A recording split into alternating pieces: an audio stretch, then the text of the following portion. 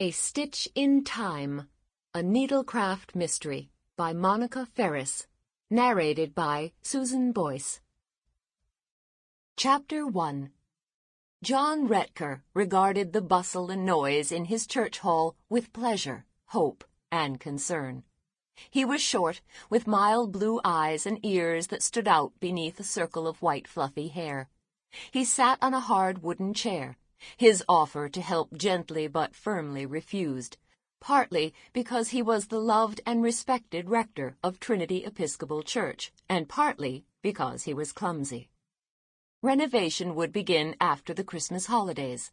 A columbarium would be added, something that had been talked about since before he became a rector over 10 years ago. The library would be expanded, the administrative offices reworked and redecorated, and the long hall between the old chapel and the new church upstairs would have a magnificent hammer-beam roof and a tile floor installed. But first, the church hall would be gutted and redone.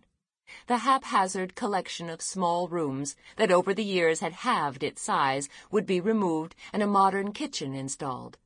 The antique and dangerous wiring would be replaced, the plumbing updated, the walls and ceiling repaired and repainted, the floor refinished, and new furniture brought in. The only thing unchanged would be the big, functional fireplace.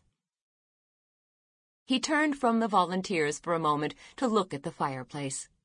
It had a native pink limestone surround, deeply carved with apple trees.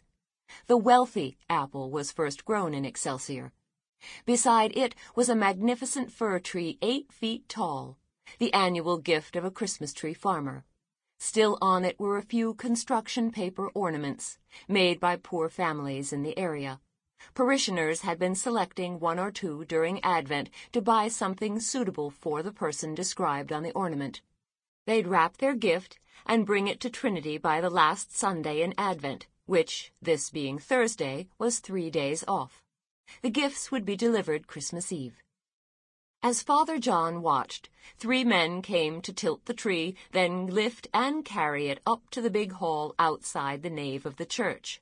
The instant they touched it, it shed needles as an alarmed cat sheds fur. He smiled to himself. Fir tree.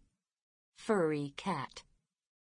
Before the renovation began in earnest, all the movables in the church hall had to be taken away. The valuable things had already been removed, and the volunteers who ran the thrift shop had emptied their area.